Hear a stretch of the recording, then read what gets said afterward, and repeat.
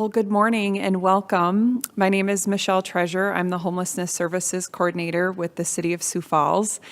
And today we get an opportunity to highlight a really cool event that's happening tomorrow, Thursday the 23rd. It's our first ever Regional Homelessness Forum taking place at the Orpheum Theater downtown, open to the public. This event will feature a panel discussion with Sioux Falls Mayor Paul TenHaken, Minnehaha County Commissioner Dean Karsky, Secretary Matt Althoff with Department of Social Services, and the Executive Director of Sioux Falls Housing, Larissa Deedrich. This event will be moderated by Lori Walsh with South Dakota Public Broadcasting. There's a lot of work being done surrounding those who are experiencing homelessness. We're hoping to shine a spotlight on this work and to just be able to share some insights, some actionable solutions, and really look at some of the progress that has happened here within the last year. This forum came to be through a collaborative conversation with Larissa Deedrich, the Executive Director at Sioux Falls Housing, when she approached the city about having a public conversation surrounding solutions to homelessness. She thought that it would be a productive conversation to discuss some of the challenges that we're facing surrounding housing and homelessness, but also really to be able to take a minute to just highlight some of the movement that we have seen surrounding housing. We broadened this forum to be more regional. We realize that Sioux Falls is not the only area within our state that has some of these struggles surrounding housing. As we are addressing this locally as well as statewide. Making a difference in this space takes collaboration at every level, from government to nonprofits to the services and our faith communities as well. We hope that by bringing everyone together, we can educate the community while inspiring further collaboration and conversation surrounding this topic. Personally, I'm really excited about this event. We've got a lot of really good positive momentum moving forward with these conversations.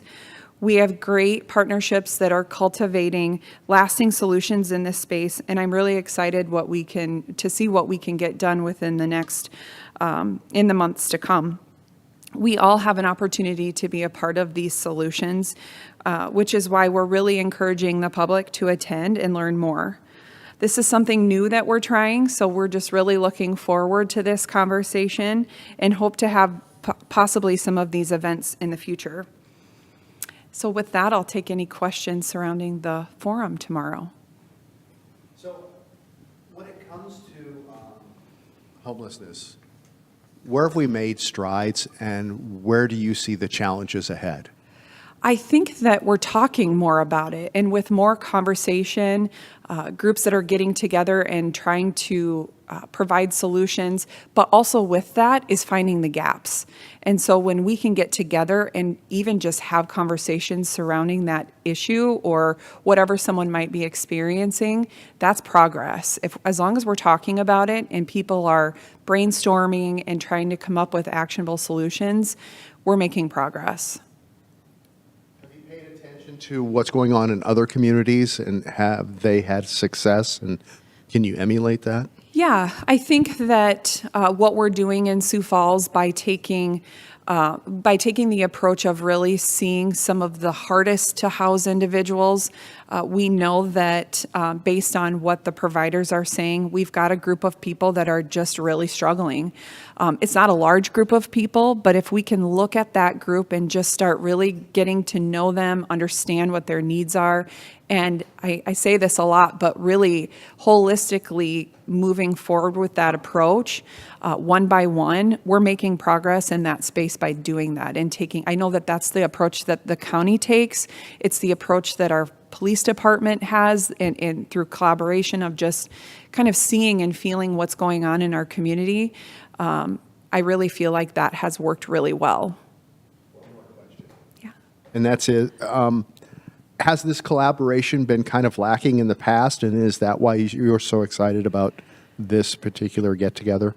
This work isn't new, and the collaborations aren't new. Our community has been working together for a long time. Homelessness and the struggles surrounding it aren't new either. We know that. But I think that we're really in this positive push forward of just really just getting in there and getting dirty with some of the tough conversations. And sometimes that's with each other about what's working, what's not working. That's not always a bad thing. And finding out who does what well and where are some of those other spaces that maybe someone else can lean in and help. We're having those conversations. And we're in the beginning stages of that, but understanding that I think is great. I also know that they are having a ton of conversations that I'm not a part of too, which is great also. And that's a part of their work is to do that. And so I'm excited about it. I think it's positive. I think that it shows growth and maturity within those groups to just hit it head on and kind of get just those boots on the ground and really start addressing some of what people need. Michelle, as I'm walking over to Megan, do you think too, it's not new, but the population is growing, our homeless population is growing, so there just needs to be more collaboration? Is that accurate? You're right. It is growing. We have the point in time count that's happening next week, so we will moving forward about mid-February, have a new set of data points with what the point in time count has captured. The point in time count is one count per year that happens in January. It happens all across the country. And so our groups are prepared for that. They've been meeting, they've been discussing how to try to make sure that they're capturing everyone that they possibly can. This is groups that are sheltered, they're unsheltered, kids, you name it. And so they are prepared for that next week. And so, yeah, mid-February, we'll have a new set of numbers to really understand. We saw about a 20% increase from 2023 to 2024. So I'll be very interested to see what those numbers look like for this next year. And yes, I think that people it's a heightened topic, and we see people walking through downtown, we see people on the west side, we see people all throughout our community, and there is a growing need to want to jump in and help and try to find solutions, which is what I mean when there's positive momentum. We have a lot of individuals and organizations that are really interested and invested in finding solutions, and so we are talking about it more, yes.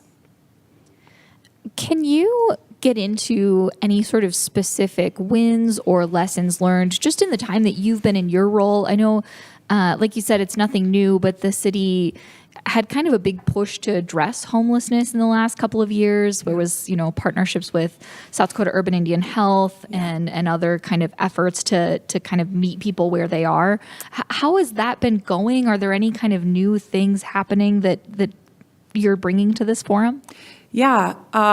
So a lot of things that have happened, a lot of this will be discussed tomorrow too. I know specifically the county will be highlighting some pretty amazing projects that they've been working on specific to the justice impacted community and housing surrounding those needs, as well as some of their emergency services that they provide to a lot of people. But specifically, I can think of a few things. We have really increased and assisted Southeastern Behavioral Health with moving into the link.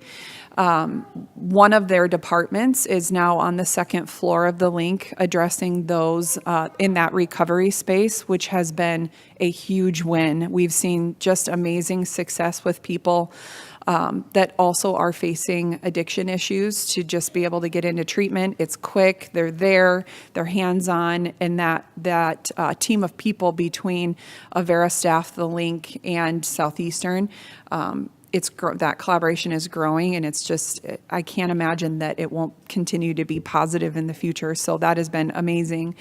Also, our street outreach teams have had a very large presence out in the community, and they're working together. That community is working together as outreach teams. They are not working really in silos anymore. They are, some of them have very specific areas that they work in, such as medical or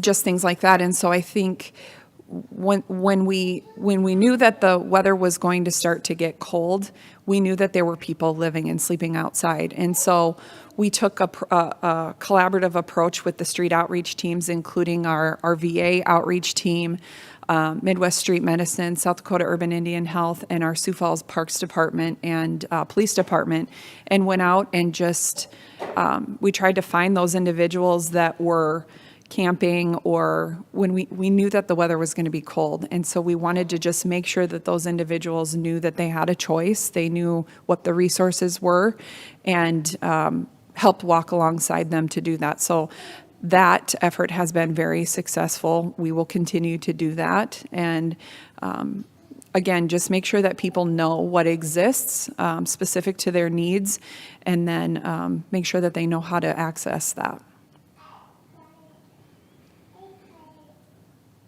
Okay, thank you.